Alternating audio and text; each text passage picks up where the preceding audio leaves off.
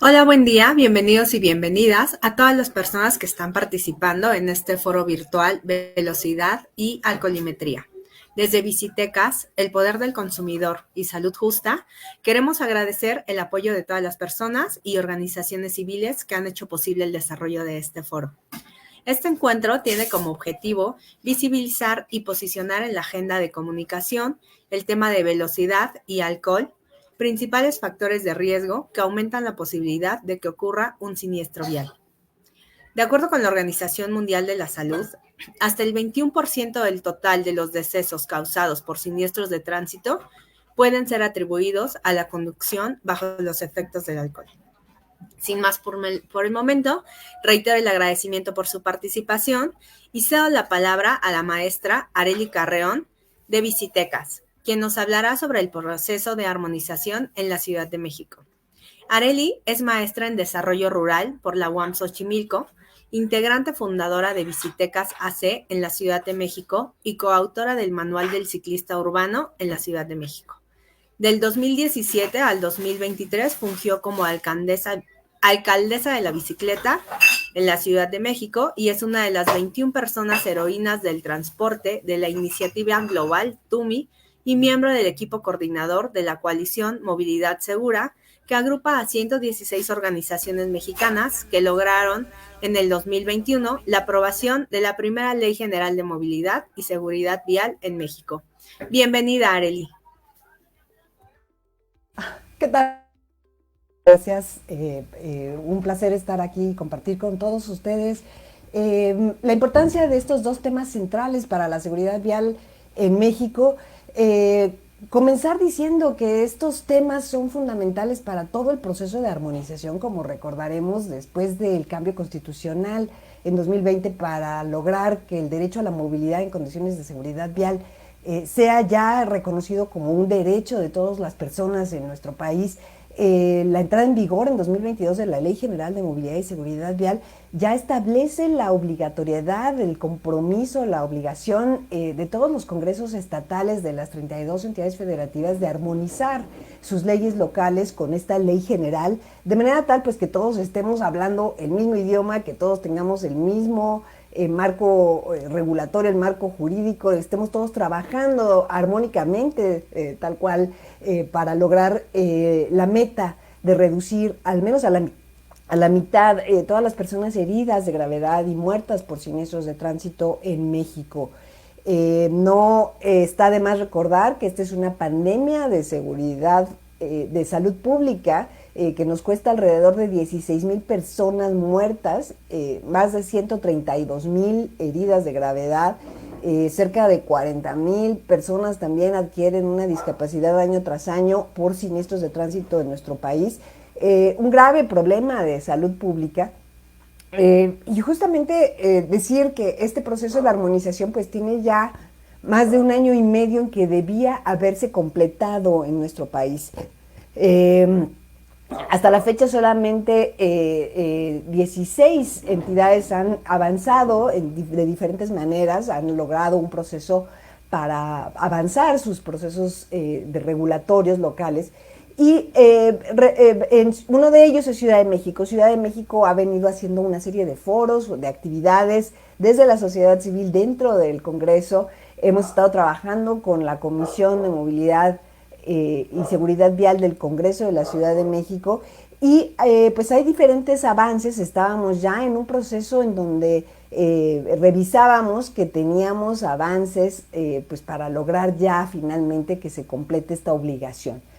Sin embargo, estamos observando que la última propuesta que está puesta sobre la mesa para discutirse, pues no se está completando como debe de ser. Dos temas cruciales, ya los mencionó mi colega Claudia Moreno, pues dos temas cruciales para la seguridad vial son el control del exceso de velocidad, la velocidad, y también el control de la alcoholemia al volante. Entonces, en medio de este proceso, pues justamente el ejercicio de la sociedad civil es volver a comentar por qué estos dos temas son fundamentales, no pueden no estar en la regulación de Ciudad de México importante mencionar que por su tamaño, por el impacto que tiene a nivel nacional la política pública de Ciudad de México, es fundamental que estos dos temas pues no den pasos hacia atrás. Aquí hay que mencionar pues que estos temas ya estaban avanzados en propuestas anteriores, ya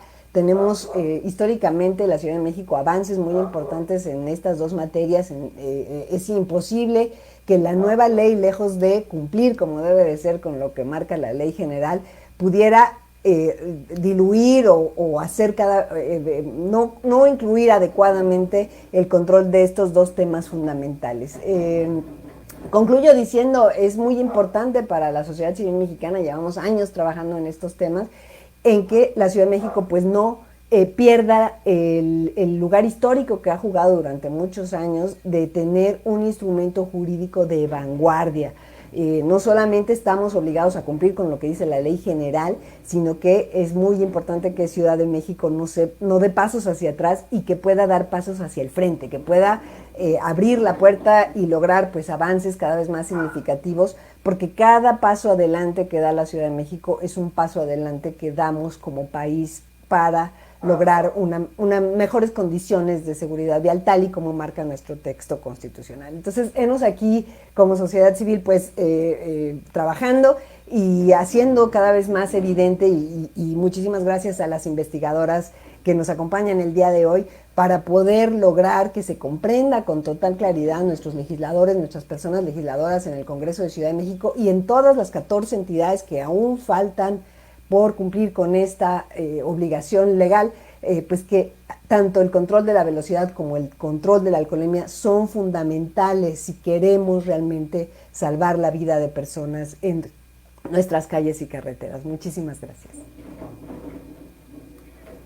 Muchas gracias, Arely. Qué importante esto que nos platica sobre todo el trabajo que están haciendo las organizaciones civiles para impulsar esta armonización en la Ciudad de México. Esperemos que muy pronto nos platiques buenas noticias. Bien, pues ahora pasamos con la doctora Carolina Pérez Ferrer del Instituto Nacional de Salud Pública, quien nos hablará sobre el control de la velocidad. Carolina es investigadora en Ciencias Médicas en el Instituto Nacional de Salud Pública, en donde realiza investigación sobre seguridad vial, dieta, obesidad y enfermedades crónicas. Su enfoque principal es la evaluación de políticas públicas en torno a estos temas. Es miembro del Sistema Nacional de Investigadores Nivel 1. Tiene un doctorado en epidemiología de la University College London, una maestría en ciencias en salud pública de la London School of Hygiene and Tropical Medicine y una licenciatura en nutrición y ciencia de los alimentos de la Universidad Iberoamericana en la Ciudad de México. Adelante, doctora. Muchas gracias. La presentación, ahí está, perfecto. Pues muchísimas gracias a Salud Justa y Visitecas por la invitación a participar en este webinar. Estoy muy contenta de estar aquí y de platicar de este tema que obviamente ha sido de nuestro interés por los últimos años y en donde hemos podido pues aportar un poco a la evidencia científica para nuestro país, obviamente para poder informar mejor las políticas públicas, ¿no? Ese es nuestro último objetivo pues en nuestro quehacer como investigadores en salud pública. Entonces, bueno, yo me voy a enfocar en el tema de control de la velocidad y es un poquito esto es lo que voy a platicarles a grandes rasgos, ¿no? Primero que nada es por qué insistimos tanto en el control de la velocidad. Y les voy a dar un poco la pauta de qué es lo que se recomienda en límites de velocidad para un sistema seguro, ¿no? ¿Cuáles son las recomendaciones de la Organización Mundial de la Salud según el uso de las vías? Voy a tocar brevemente un estudio que hizo mi colega Elis Hidalgo, que está también aquí en la llamada, en donde se midieron la prevalencia exceso de velocidad en ciudades mexicanas, incluyendo Ciudad de México. Creo que ese es un dato pues que nos abre los ojos, ¿no?, al tamaño del problema. Y les voy a platicar también brevemente sobre una evaluación del Reglamento de Tránsito de Ciudad de México que hicimos nosotros desde el Instituto Nacional de Salud Pública.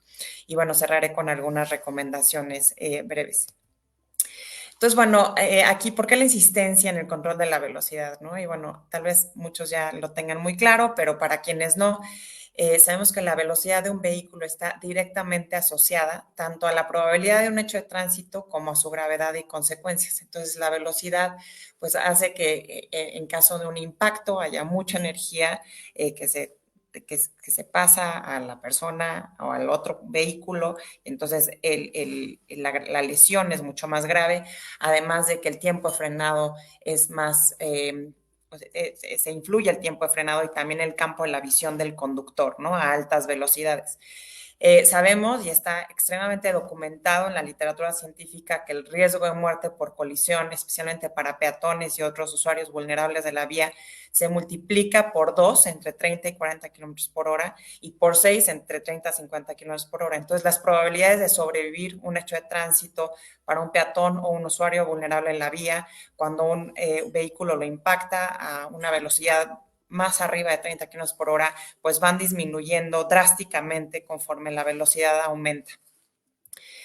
Entonces, la literatura científica dice también que aproximadamente el 50% de las muertes de tránsito en países de ingresos bajos y medianos se puede atribuir a exceso de velocidad. Entonces es un factor de riesgo extremadamente, pues, que se ha documentado mucho, y la buena noticia es que hay muchas cosas que se pueden hacer, ¿no? Para incidir en este factor de riesgo y que muchas de las políticas que inciden en la velocidad pueden tener efectos casi inmediatos, ¿no? En el número de lesionados y muertes. No perdamos de vista que esas muertes y lesionados son generalmente personas jóvenes, en edad productiva, mamás, papás, que dejan de vivir muchos años, y que le afectan al país enormemente, ¿no? No solamente es la zozobra para las familias que pierden a un ser querido, pero también la pérdida de productividad y de la contribución social que iba a tener esa persona a lo largo de toda su vida.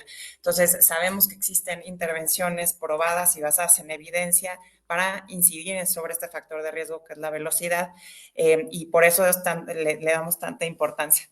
Ay, se me fue la presentación. Bueno, entonces sabemos que una reducción del 5% en la velocidad media puede reducir el número de muertes en un 20%.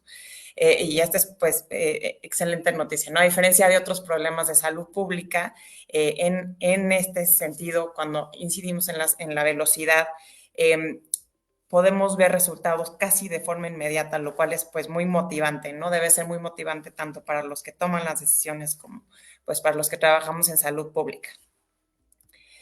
Entonces, bueno, ¿cuáles son los límites de velocidad que se recomiendan para un sistema seguro? Y bueno, esto está en los manuales, de la Organización Mundial de la Salud, etcétera, pero estamos hablando de que se recomienda máximo 30 kilómetros por hora en vías o secciones de vía donde es posible tener colisiones entre vehículos y usuarios vulnerables, llámese zonas urbanas en donde conviven peatones, ciclistas y automovilistas.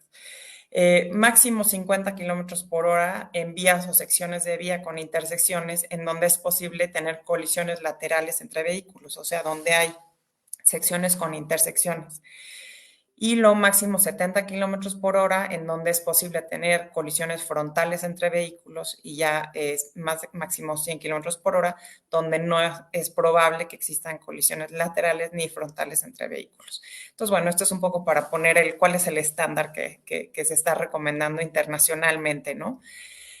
Y luego, como les comentaba, pues pasar a mostrarles estos resultados del estudio de mi colega Elisa Hidalgo, en donde midieron, como parte de un programa de la iniciativa Bloomberg para la seguridad vial, midieron en varios puntos de la ciudad, puntos aleatorios, cuántos vehículos de los que pasaban por esos puntos estaban excediendo el límite de velocidad establecido para esa vía en la que estaban circulando.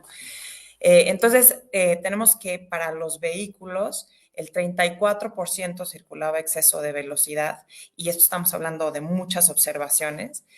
Y para las motociclistas, que sabemos que tenemos un problema especial con los motociclistas porque se están muriendo por cientos y miles, sabemos que el 46% de los motociclistas que observaron estaban circulando a exceso de velocidad en las vialidades de la Ciudad de México. Entonces, esto nos muestra que pues no sirve de mucho tener en papel un límite de velocidad si no se está haciendo cumplir de alguna manera. Y también nos muestra que pues hay evidencia, ¿no? Medida y publicada sobre este exceso de velocidad. Entonces podemos decir que existe, ¿no? O sea, no, está sucediendo en nuestras calles, en donde están circulando peatones y otros usuarios vulnerables.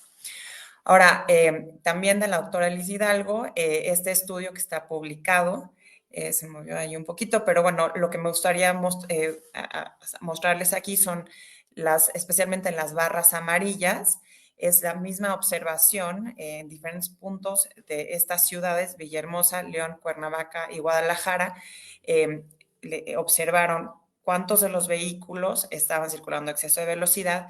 Y bueno, para todas las ciudades medidas, estas 4, fue de 47% que estaban circulando a exceso de velocidad. Pero si ven, hay una heterogeneidad grande, ¿no? Mientras que en Villahermosa más del 60% de los vehículos circulaban a exceso de velocidad. En Guadalajara estamos hablando que era alrededor del 20%. Entonces hay mucho que pueden hacer las ciudades digo, claro que este estudio no tenía el alcance para decir fue tal cosa el reglamento, ¿no? Tal vez había más tráfico en Guadalajara que en Villahermosa. Sin embargo, podemos ver que hay heterogeneidad y que las ciudades tienen el poder de hacer cambios y incidir en estos factores de riesgo que pueden realmente salvar vidas. Entonces, bueno, como les comentaba, hoy aquí también se movió un poquito, pero bueno, no importa. Hace un par de años publicamos un estudio en el que evaluamos el reglamento de tránsito de la Ciudad de México que se implementó en 2015 y luego los cambios que vinieron en 2019 con el cambio de administración.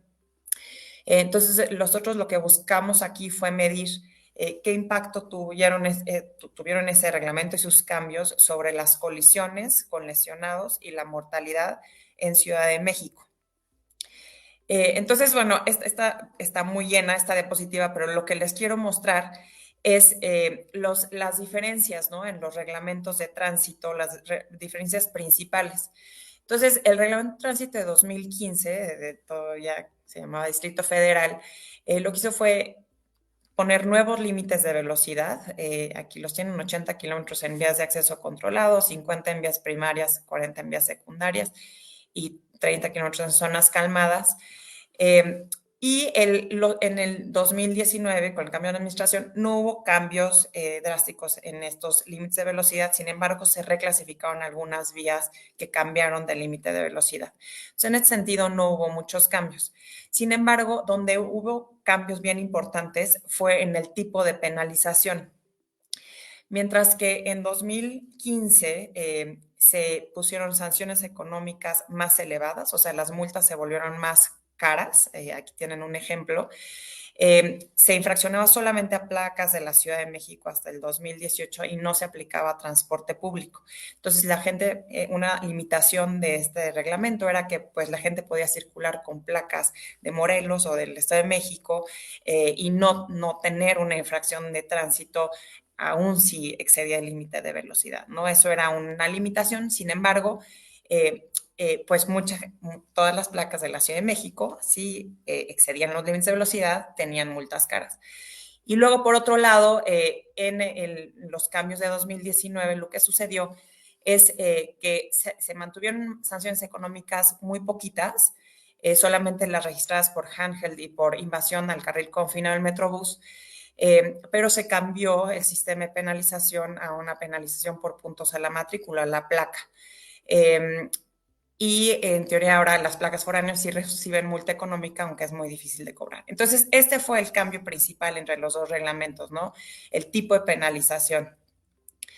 Y bueno, se utilizaron cámaras eso no ha cambiado mucho, se reubicaron algunas cámaras a partir de 2019, pero bueno, las cámaras para detectar exceso de velocidad siguen ahí. Sin embargo, antes llevaban a una multa económica, ahora llevan a una foto cívica. Entonces, bueno, ¿cómo evaluamos nosotros estas intervenciones? Pues lo que nos interesaba a nosotros, como les dije, era ver qué impacto tuvieron estos reglamentos de tránsito sobre, sobre los choques con lesionados y la mortalidad. Entonces, para esto usamos datos de la aseguradora AXA, que son datos abiertos. Usamos también el dato de vehículos en circulación de INEGI. Muchas veces el error en los estudios que comparan es no tomar en cuenta un denominador, ¿no? O sea, si aumenta el número de vehículos en circulación, pues posiblemente aumente el número de colisiones simplemente pues porque está aumentando el denominador. En este caso tenemos un ajuste por eso, también por el número de población para la mortalidad. Y para mortalidad usamos los datos del INEGI, ¿no? Que provienen de los certificados de defunción que llenan los médicos. Y lo que nos interesaba era comparar las tendencias antes y después de la intervención, o sea, antes y después del reglamento. Usamos una técnica estadística que se llama una serie de tiempo interrumpida, que es un método bastante robusto para evaluar intervenciones que suceden en un momento muy puntual en el tiempo. Entonces aquí me gustaría mostrarles los resultados que encontramos. Para mortalidad, que es la gráfica de la izquierda, lo que veíamos es que antes de 2015, bueno, algo importante que mencionar es que aquí estamos usando una serie de tiempo, ¿no? O sea, no estamos comparando un año versus otro año, estamos comparando, en el caso de mortalidad son 36 meses, me parece, y está dividido en semanas. Son muchas semanas antes de la intervención, que fue en diciembre de 2015, y luego tenemos la serie de datos después de la intervención, después del cambio del reglamento.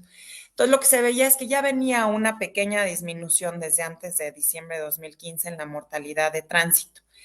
Sin embargo, como pueden ver aquí, se cambia la pendiente de la tendencia, ¿no? Se hace más inclinada hacia abajo, se ve una disminución. Entonces, realmente le podemos atribuir 0.3% semanal al reglamento de tránsito, porque ya venía una disminución de 0.1% y luego cambia a una disminución de 0.4%. Entonces, pues en el tiempo eso es bastante, ¿no? Si uno multiplica 0.4% por semana, por 52 semanas, pues tenemos un porcentaje bastante grande de disminución que le podemos atribuir un poco a los cambios del reglamento. No sabemos si exactamente los límites de velocidad o la multa, pero a este cambio en el reglamento que hubo en este momento del tiempo.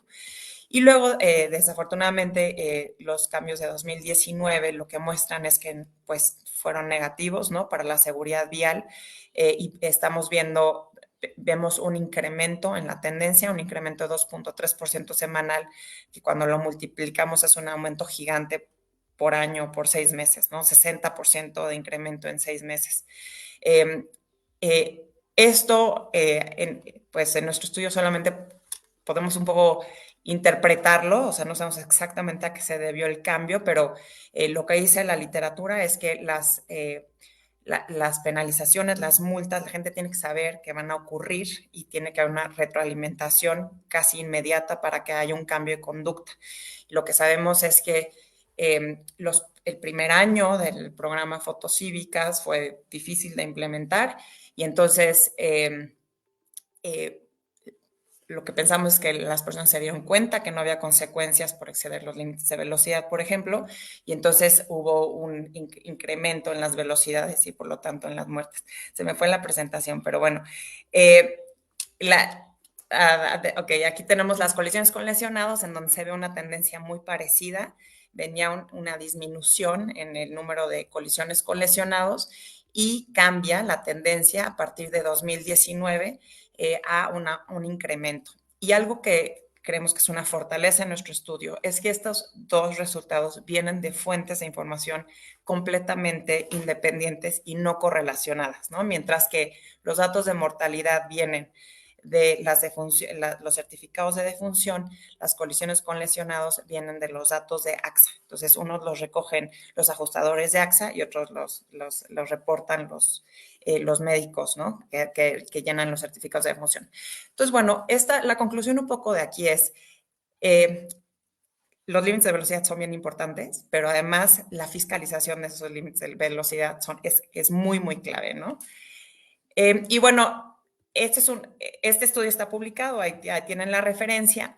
Y lo otro que hicimos, que solo muy brevemente voy a tocar en esto, es que evaluamos esos cambios en el reglamento también sobre la contaminación del aire, porque en su momento hubo un poco de controversia cuando se aprobaron los límites de velocidad, con algunos grupos ambientalistas diciendo que iban a incrementar la contaminación o que las contingencias que vinieron en 2016 se debían a las velocidades más bajas.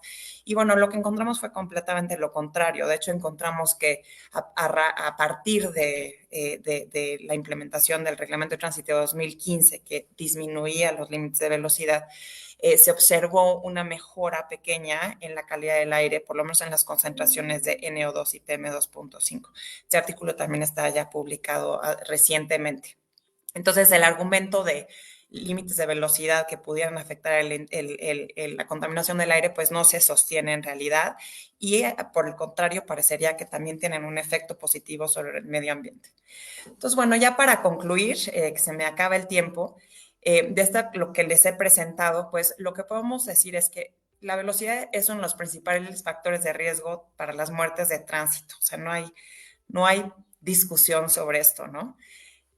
Sabemos que en las ciudades mexicanas se exceden los límites de velocidad con mucha frecuencia. Casi 1 de cada 3 coches va excedido de velocidad. Sin embargo, hay mucha heterogeneidad entre ciudades, lo cual quiere decir que las ciudades pueden hacer mucho, ¿no? Por mejorar este factor de riesgo. Y existen intervenciones basadas en evidencia para el control de la velocidad que tienen un impacto medido sobre muertes, colisiones y el medio ambiente, inclusive en nuestro país. O sea, hay mucha literatura internacional, pero inclusive en nuestro país ya hemos demostrado que estas intervenciones sirven.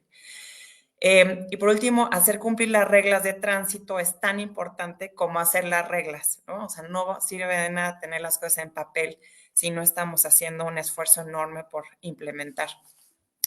Y finalmente, ya nada más tenía una más, Agus, pero son las recomendaciones basadas en evidencia, que no las digo yo, están en todos los manuales y aquí, para quien esté interesado, este manual pues tiene mucho detalle sobre las recomendaciones basadas en evidencia y están clasificadas por la calidad de la evidencia, ¿no? Entonces, desde evaluar la clasificación de vías y sus límites de velocidad, mejorar la fiscalización, mejorar la infraestructura para el control de las velocidades. No solo son los reglamentos de tránsito, también es la infraestructura que nos puede ayudar.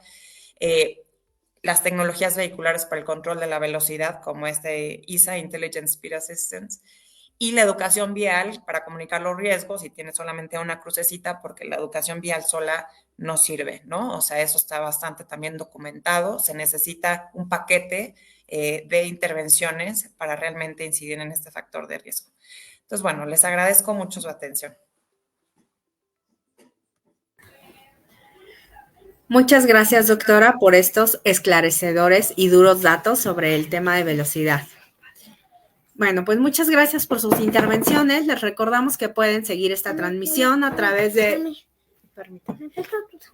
Les recordamos que pueden seguir esta transmisión a través de las redes sociales de Visitecas, El Poder del Consumidor y Salud Justa. Es momento de dar paso a la intervención de la maestra Elisa Hidalgo, quien nos hablará sobre siniestros viales y alcoholimetría. Elisa es médica cirujana por la Universidad Nacional Autónoma de Nicaragua, maestra en salud pública y maestra en ciencias de la salud con área de concentración en epidemiología por la Escuela de Salud Pública de México. Investigadora en ciencias médicas adscrita al Centro de Investigación en Sistemas de Salud del Instituto Nacional de Salud Pública. Línea de investigación es prevención de lesiones no intencionales y violencia, principalmente en el componente de lesiones causadas por el tránsito. Adelante, maestra. Hola, muy buenos días. Muchísimas gracias por la, por la invitación. Voy a compartirles una breve presentación y a ver.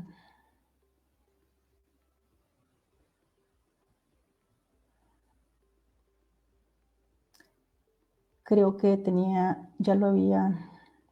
Bueno, voy a tener que compartir pantalla, si no tienen inconveniente.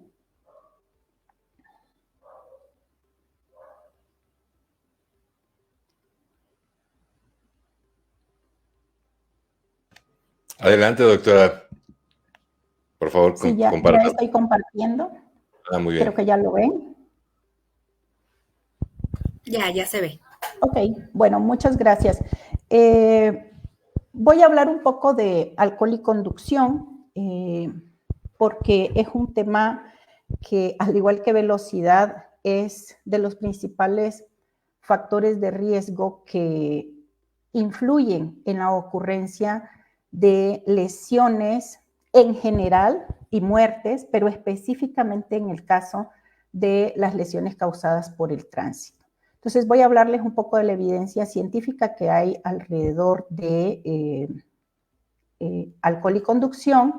También voy a hablar un poco de el tema de la legislación, el antes y el actual en el caso de México y cómo nos ubicamos en el mundo y algunas de las estrategias que están recomendadas internacionalmente sobre qué hacer en el caso de alcohol y conducción. La evidencia en el mundo dice que entre el 5 y el 35% de todas las víctimas del tránsito están relacionadas al alcohol y la conducción. Si ustedes se fijan, aquí pongo un asterisco y otro símbolo porque estos nos llevan a las referencias al final de esta diapositiva.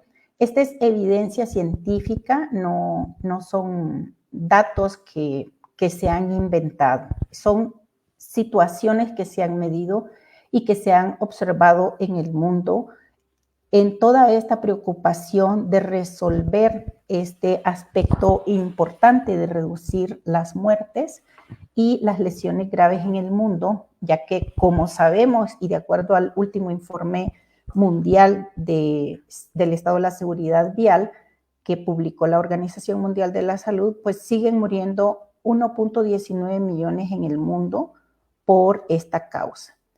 Y de acuerdo a las metas establecidas desde el primer decenio de acción por la seguridad vial, pues esta reducción del número de funciones y lesiones graves solo ha sido del 5% en todo el mundo.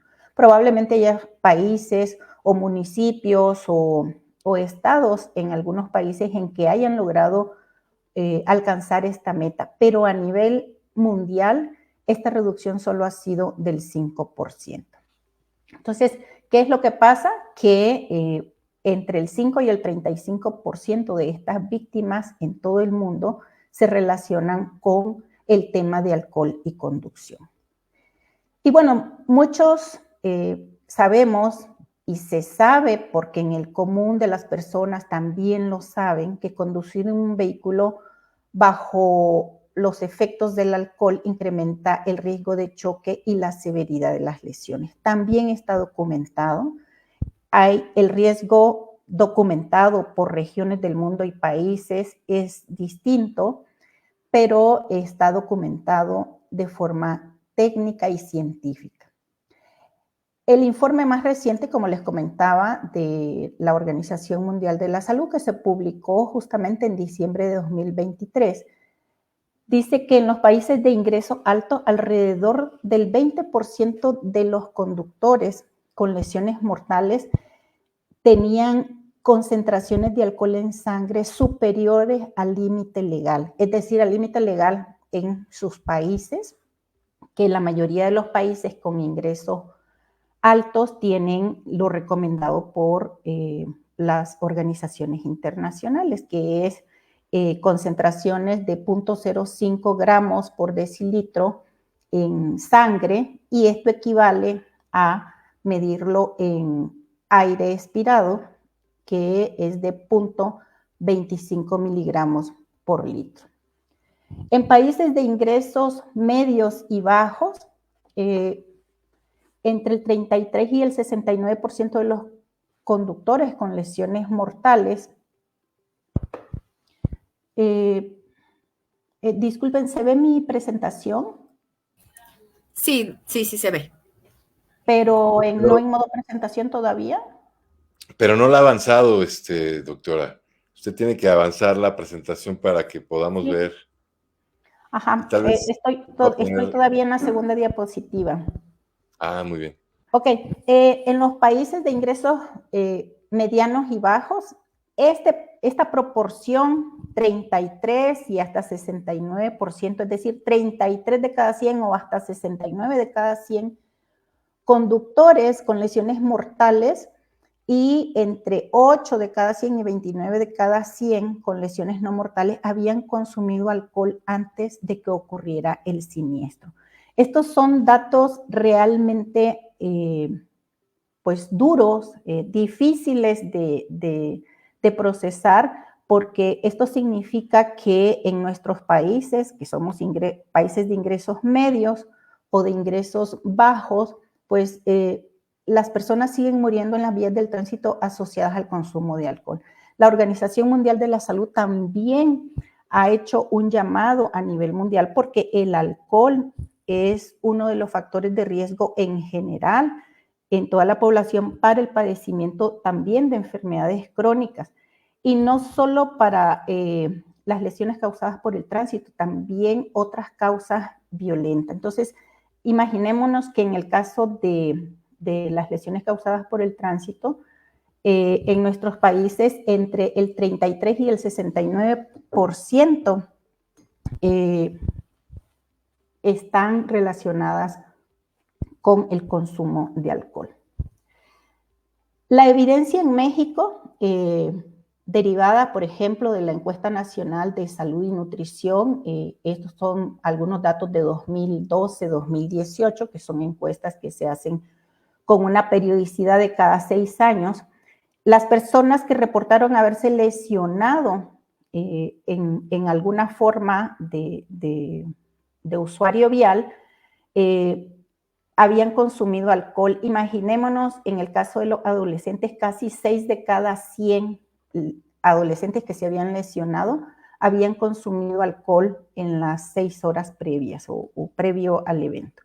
Y en las personas adultas, 9 de cada 100 habían consumido alcohol. Estas nos referimos a lesiones no mortales. Maestra, disculpe. Nada más, es que su presentación sigue sin avanzar y nos están preguntando algunos reporteros sobre ese tema. Pero ahí no se ve que avanzó. Ahorita estoy en la diapositiva que dice la evidencia en México. Ajá, no, es que sigue la diapositiva, la primera, sobre alcohol y conducción, donde vienes uno, ahí sí ya comenzaron a avanzar. Sí, está muy bien. Qué pena. Me verán. ¿Ahí ya se ve la segunda? Sí, ya, estamos en evidencia en el mundo. Sí, disculpen, pero no había comprendido Ok. En este caso, bueno, esto ya lo expliqué, de los casos de consumo de alcohol y la evidencia en el mundo. Ahora se ve la evidencia en México. Creo que no se está viendo, ¿verdad?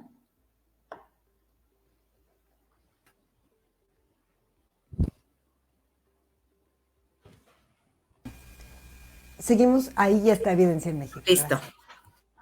Quiere decir que no se ve en modo presentación. Ese es el problema.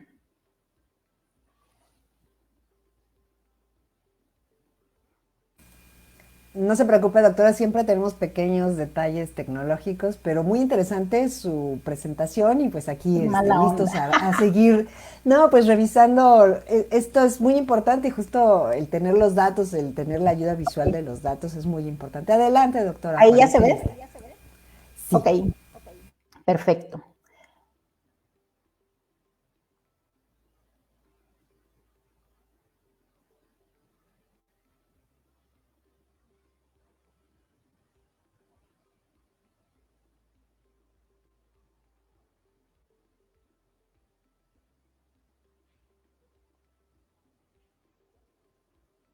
Ok, bueno, les decía que otro de los aspectos importantes es que los ocupantes de vehículos de motor, 10 de cada 100 habían consumido alcohol antes de que tuvieran la lesión y 7 de cada 100 ciclistas, 6 de cada 100 motociclistas y también en el caso de los peatones se encontró este consumo de alcohol. Otros estudios en México también han hecho este estudio de estimar la fracción atribuible poblacional de las defunciones en ocupantes de vehículos de motor.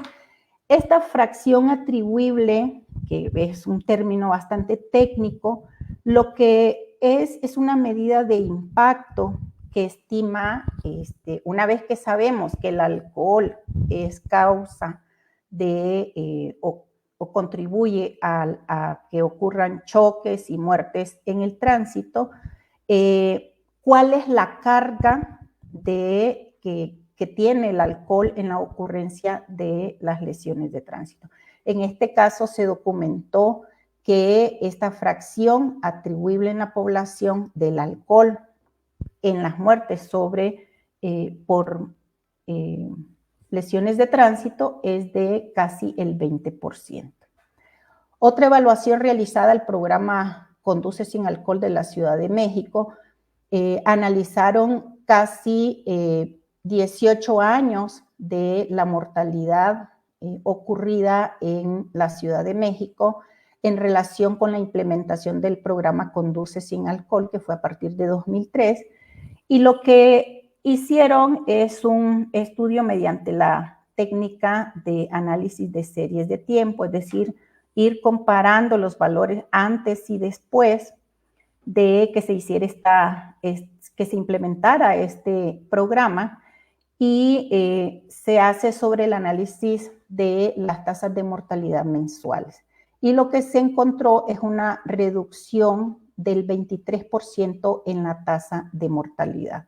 Quiere decir que hay evidencia de que los programas que se implementan para reducir la conducción bajo efectos del alcohol contribuyen a reducir la tasa de mortalidad.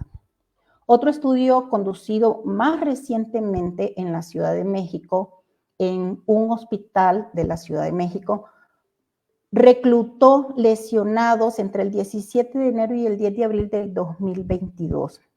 A estas personas que llegaban a este servicio de urgencia por una lesión causada por el tránsito, se encontró que 1 de cada 3 había consumido alguna sustancia.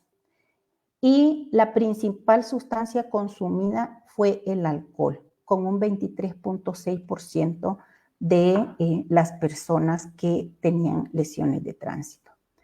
Y dentro de este mismo estudio también se encontró que el alcohol aumentó el riesgo de tener una lesión causada por el tránsito 6 veces en relación con las personas que no habían consumido alcohol. Esto significa que está más que probado que el alcohol es un factor de riesgo importantísimo en la ocurrencia de lesiones causadas por el tránsito, tanto no fatales como fatales.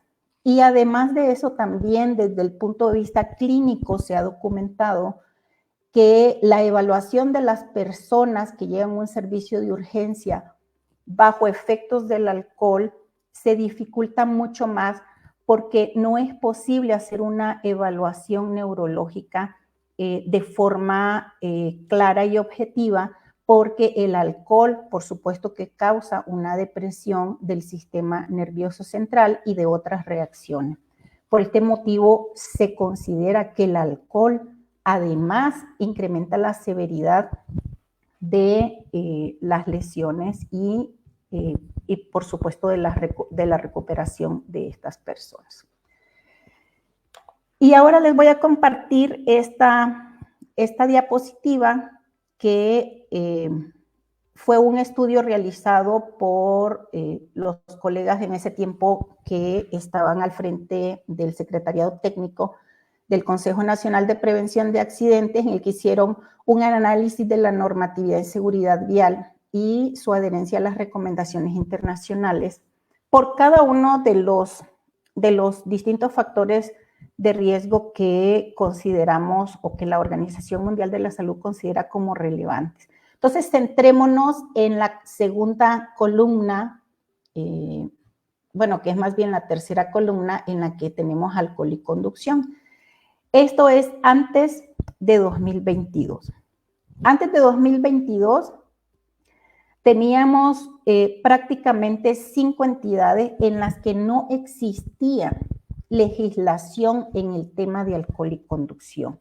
Y en el resto, que son 27, existe o existía, pero no era adecuado.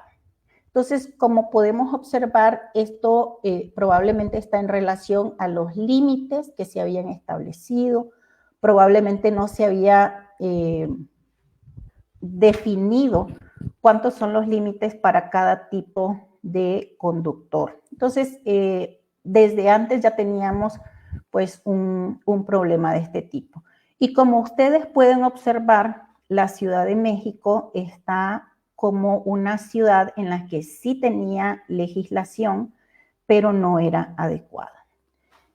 ¿Y qué es lo que pasa en el mundo? México aparece como, esto es un análisis de la legislación a nivel internacional con respecto al tema de alcohol y conducción, derivado del Informe Mundial de la Seguridad Vial que se presentó en 2023.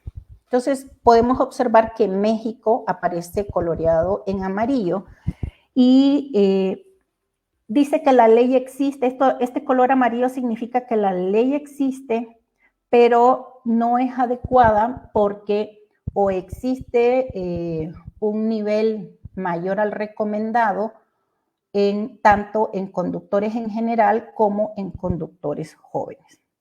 Y entonces, ¿qué es lo que pasa? Que ahora con la nueva Ley General de Movilidad y Seguridad Vial, por supuesto que se apega a la normatividad internacional, pero en el caso de los conductores jóvenes no están considerados en la ley y por lo tanto es considerada no adecuada.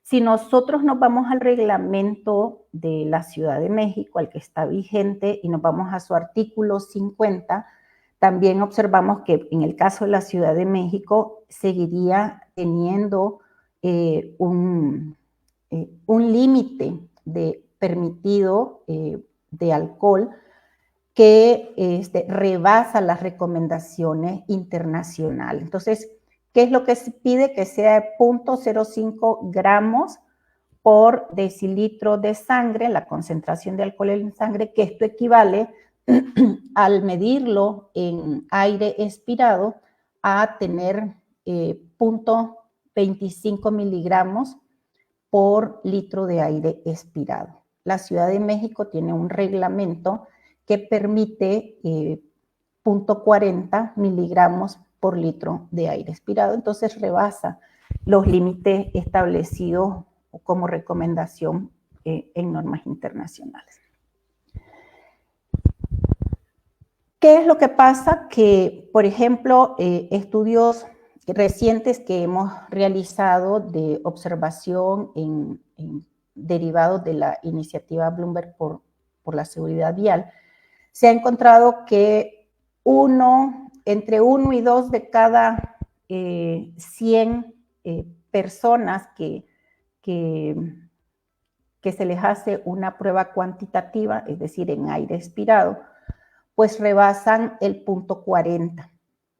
Imaginémonos cuánto pudiera ser si este límite de alcohol en aire expirado se apegara a la norma internacional. Probablemente esto se incrementaría. Entonces, las estrategias para el control del alcohol a la hora de conducir requiere que tengamos pues leyes que se cumplan tanto a nivel nacional como local o urbana, que se hagan operativos aleatorios que sean realmente aleatorios y que por ley tengan que pasar todas las personas que conducen un vehículo.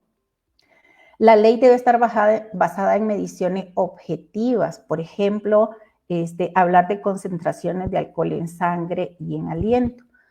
Como muchos de ustedes podrán recordar, los operativos hasta, por lo menos en la Ciudad de México, según datos del ST-CONAPRA, antes de 2020, pues realmente se hacía una entrevista que es lo que se considera la parte cualitativa, y el oficial a cargo de hacer esta entrevista pues percibía si la persona conductora tenía aliento alcohólico.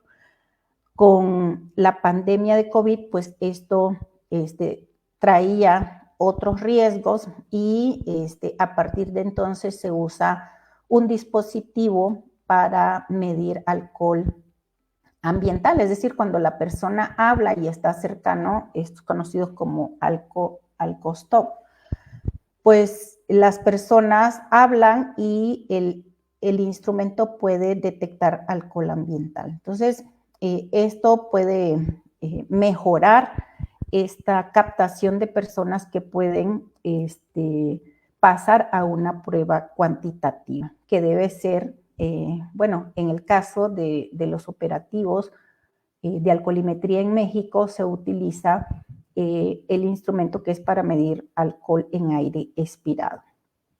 Entonces, una ley o una estrategia de alcohol y conducción que se apegue a la normatividad internacional debe tener un nivel máximo permitido en adultos de 0.05 gramos por decilitro en sangre y esto equivale a 0.24 miligramos por litro en aire expirado. Ese aparatito que se usa en los operativos Conduce sin alcohol nos da esta medición de alcohol en aire expirado.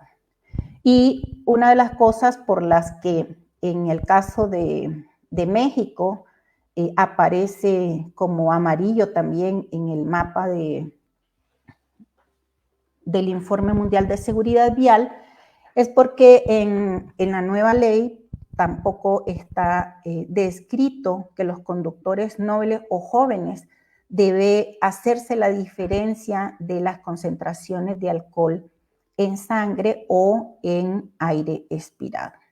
Y por supuesto la cero tolerancia en vehículos de carga y de pasajeros, todos aquellos personas que conducen o proporcionan un servicio de transporte como taxis, rutas, camiones de pasajeros o vehículos de carga, pues debe aplicarse la cero tolerancia. Y una evidencia más es que cuando se reducen los niveles de alcohol en sangre, se ha documentado en otros países que podría contribuir a la reducción entre el 6 y el 18% de las defunciones por lesiones de tránsito asociadas al alcohol. Entonces, esta es la información que yo les traigo en este momento y por supuesto que es importante retomar este nivel máximo permitido en la Ciudad de México que definitivamente rebasa las recomendaciones internacionales. Hasta aquí lo dejaría, no sé si tienen alguna pregunta. Muchas gracias, maestra. Le agradecemos toda esta información tan reveladora que nos acaba de proporcionar. Y bueno, ahora voy a ceder la palabra a las tres invitadas. A ver, déjenme ver que aquí... es un comentario sobre que en Jalisco desde 2003 se hacen las dos pruebas de forma aleatoria. Desde 2010 el límite de alcohol permitido es 50 miligramos de alcohol por cada 100 mililitros de sangre. Bueno, esto es un comentario del público que está conectado. Y bueno, entonces ahora que tenemos la oportunidad de tener a estas tres expertas en el tema de velocidad y alcohol, me gustaría que brevemente hiciéramos un cierre con sus comentarios y observaciones. No sé, tendrán unos 4 minutos para ello. Muchas gracias.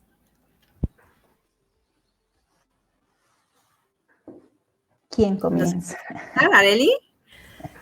Pues muchas gracias. Aquí realmente siguiendo pues con mucha atención los datos, me interesa mucho pues recalcar, subrayar el hecho de que esto no es solamente la ansiedad, la necedad, el gusto de las personas activistas que nos dedicamos a estos temas, es una serie de medidas que sabemos que van a salvar la vida y van a preservar la salud de las personas. Tenemos evidencia, ya lo dijo la doctora Hidalgo muy bien, no es algo sacado de algún lugar, es evidencia científica sobre la cual se deben de tomar las decisiones para realmente lograr pues que las calles sean un espacio seguro para todas las personas, empezando por Ciudad de México, zona metropolitana del Valle de México, pero en todo el país. Aquí de verdad no hay lugar para poner pretextos, para buscar justificaciones, para decir, a ver, pues no, si ya sabemos que estos son los límites que tenemos que establecer, tanto de la velocidad como de alcoholemia, pues es que hay que hacer un esfuerzo social, sociedad, gobierno, para realmente lograr este control, y ese control nos va a beneficiar a todas las personas. Aquí no hay lugar para ninguna duda. Entonces, muchísimas gracias a las dos pues investigadoras, doctoras, que nos acercan esta evidencia con tal claridad, y hacer un llamado, Claudia, a quienes nos siguen en línea y a través de las redes sociales de las diferentes organizaciones que estamos buscando la armonización en Ciudad de México, para que tengamos una ley verdaderamente de avanzada, que no salgamos a la calle con temor de que a alguien se le pasaron las copas y nos va a arrollar, o que a alguien pues no le pareció que tenía demasiada prisa y entonces va a pasarse el alto y pueda producir un siniestro de tránsito que pueda terminar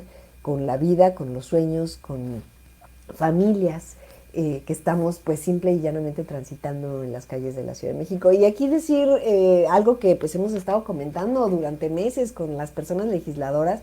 Esto no es un tema nuevo en Ciudad de México, llevamos años con procesos de alcoholímetro, con grandes avances durante muchos años ya para lograr el control de la velocidad en nuestras calles. No es algo que no conozcamos, algo que no podamos hacer.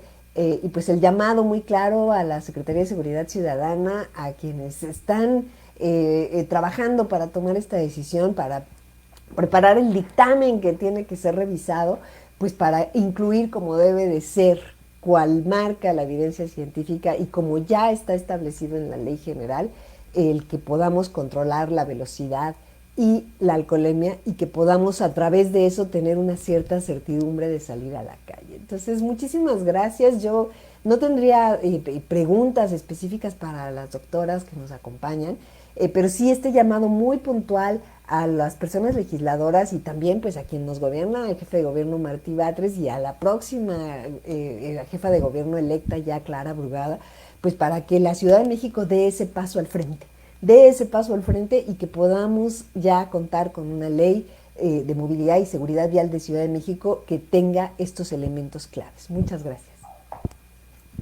Muchas gracias, Arely. Qué importante refrendar este llamado al Congreso de la Ciudad de México, al jefe de gobierno, a la Secretaría de Seguridad Ciudadana, para dar velocidad, porque recordemos que diariamente mueren personas como consecuencia de siniestros de tránsito, ¿no? Doctora Carolina, maestra Hidalgo, ¿algo con lo que deseen concluir?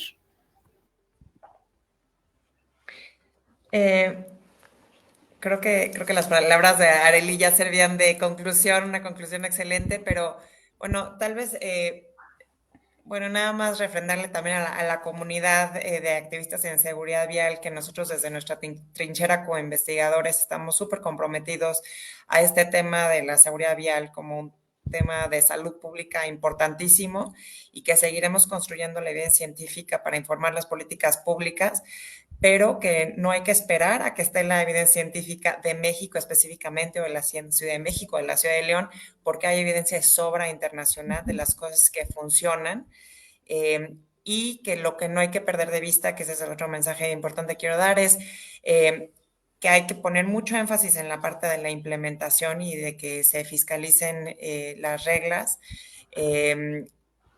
porque si no hay fiscalización y no se hacen cumplir, pues no sirve de nada, ¿no? Tener reglamentos y leyes muy bonitas.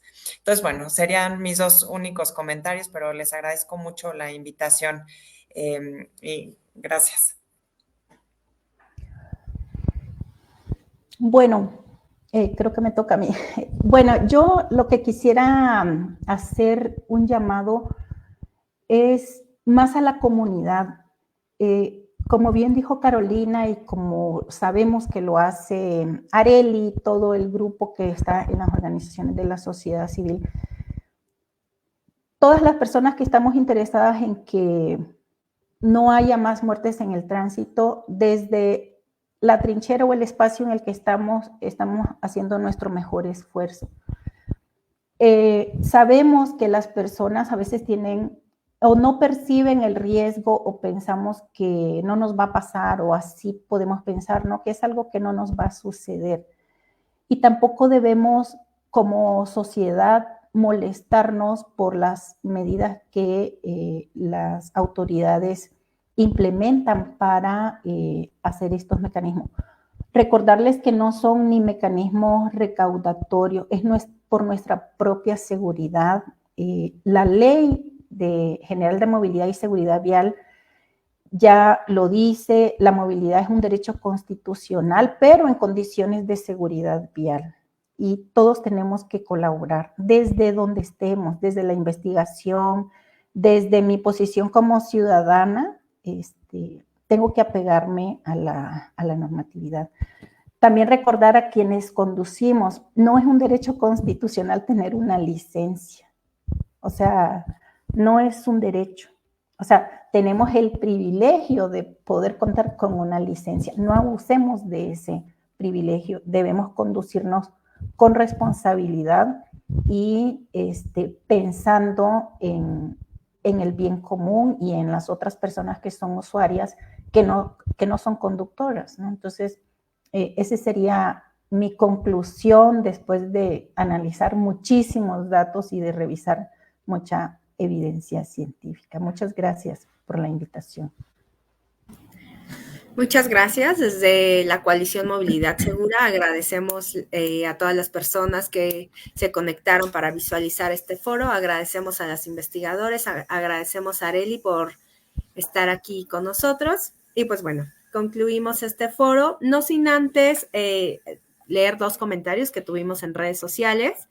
De Cultura Bike México, doctora Hidalgo y compañeras, colegas, nos acaban de trastocar algunas ideas que teníamos sobre la seguridad vial.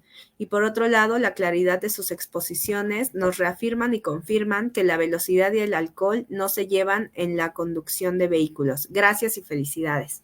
Bueno, pues era importante hacerles llegar este reconocimiento. Tenemos otro de Alma Chávez. Muchas gracias por este evento. Recordemos, la velocidad mata, el alcohol está relacionado a la violencia vial, evitemos más víctimas de tránsito.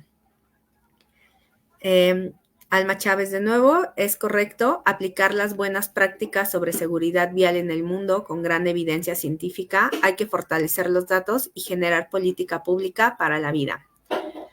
Bueno, pues creo que esos fueron los comentarios y reconocimientos hacia sus exposiciones. Les agradezco mucho su presencia y nos despedimos. Muchas gracias. Hasta luego. Adiós. Adiós. Saludos. Muchas gracias.